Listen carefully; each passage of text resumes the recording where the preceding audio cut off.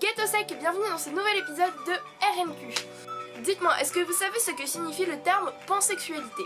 En faisant des recherches pour vous l'expliquer le plus correctement possible, je me suis rendu compte que moi-même, contrairement à ce que je pensais, je ne savais pas.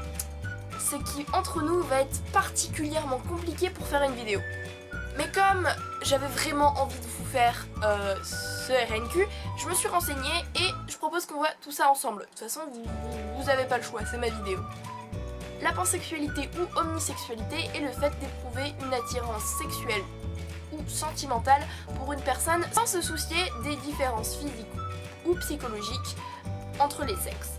On peut facilement confondre la pansexualité avec la bisexualité et donc je vous propose aussi de voir la différence comme ça au passage. C'est quoi cette mèche là? Qu'est-ce qu'elle fait? Qu'est-ce qu'elle fait? Qu'est-ce que tu fais, Géraldine? Mais tout d'abord, la bisexualité est le fait d'être attiré sexuellement ou sentimentalement par une personne soit du sexe opposé, soit du même sexe. Sachez qu'il existe une échelle, appelée l'échelle de Kinsey, j'espère que je le prononce bien, qui sert à mesurer ces sexualités. Elle a été inventée par Alfred Kinsey, qui est un sexologue américain, lui-même bisexuel. Et elle se présente comme ça: degré 0, totalement hétérosexuel; degré 1, principalement hétérosexuel avec une expérience homosexuelle; degré 2, principalement hétérosexuel mais parfois homosexuel; degré 3, bisexuel sans préférence; degré 4, principalement homosexuel et parfois hétérosexuel; degré 5, principalement homosexuel avec une expérience hétérosexuelle; et degré 6, totalement homosexuel.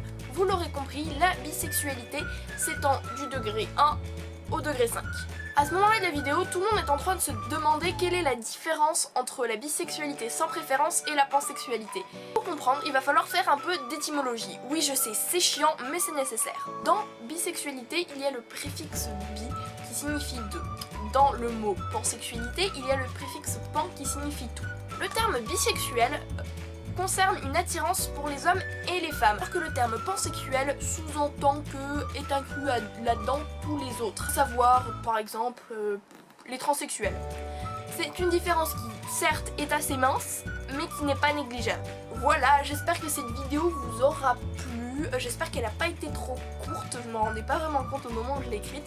Mais si vous voulez en savoir plus ou que vous avez trouvé cette vidéo trop réductrice, je vous invite à aller voir la chaîne de Prince et Princesse, le lien sera en barre d'infos. Ce sont des vidéos super, vraiment, qui déchirent leur maman. Je vous conseille vraiment d'aller jeter un oeil. Si vous avez quelque chose à ajouter, à corriger ou même donner votre avis, n'hésitez pas à dire tout ça en commentaire. Pour ceux qui n'auraient rien à dire de plus, n'hésitez pas à laisser un pouce bleu, à partager, à vous abonner et à commenter, ça fait toujours plaisir. Sur ce, moi je vous retrouve la semaine prochaine pour une nouvelle vidéo. Ciao!